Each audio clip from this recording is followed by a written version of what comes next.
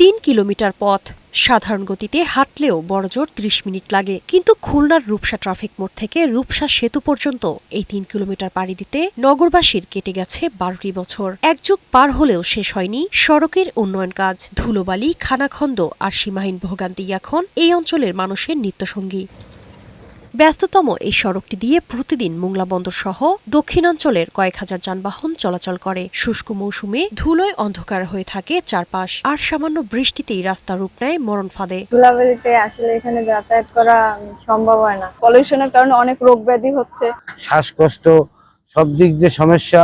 2013 সালে 98 কোটি টাকা ব্যয়ে কাজ শুরু হলেও 3 দফায় ব্যয় বেড়ে এখন তা 259 কোটি টাকা ছুঁয়েছে। 2018 সালে টেন্ডারে সর্বনিম্ন দরদাতা প্রতিষ্ঠানকে বাদ দিয়ে শেখবাড়ির পছন্দের মাহবুব ব্রাদার্স লিমিটেডকে দেয়া হয় কাজ। এরপর ব্যয় আরো বেড়ে যায়। আমলিগ আমলের থেকে পর্যন্ত বন্ধ রয়েছে।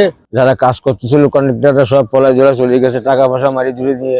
যে লোক যাতায়াত করতো তার 3 ভাগের 1 ভাগ লোক যাতায়াত করে। নাগরিক নেতাদের বক্তব্য, যে কোনো নির্মাণ কাজে কালক্ষেপণ মানে অর্থের অপচয় আর দুর্নীতির সুযোগ তৈরি হওয়া। এখানে যে কাজটি হয়েছে, একদিকে দুর্নীতি এবং সরকারি কর্তৃপক্ষদের এই দুর্নীতির প্রশ্রয় দেওয়া, দ্বিতীয় কথা হচ্ছে যে সময় মতন কাজটি শেষ করার যে তাগেদা, সে তাগেদা না থাকে। সড়কটি নির্মাণে নতুন করে সংশোধিত ডিপিপি তৈরি করে পরিকল্পনা মন্ত্রণালয়ে পাঠানো হয়েছে বলে জানালেন এই কর্মকর্তা। পরিকল্পনা মন্ত্রণালয়ের অনুমোদন হলে এটা আপনার একনিকে উপস্থাপন হবে, আর একনিকের অনুমোদন পেয়ে গেলে আমাদের ঠিকাদার নিয়োগ সংক্রান্ত বাকি কার্যক্রম সম্পন্ন হবে।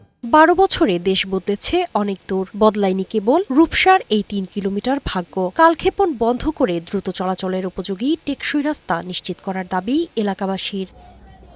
শারমিন ডিমি, বৈশাখী সংবাদ।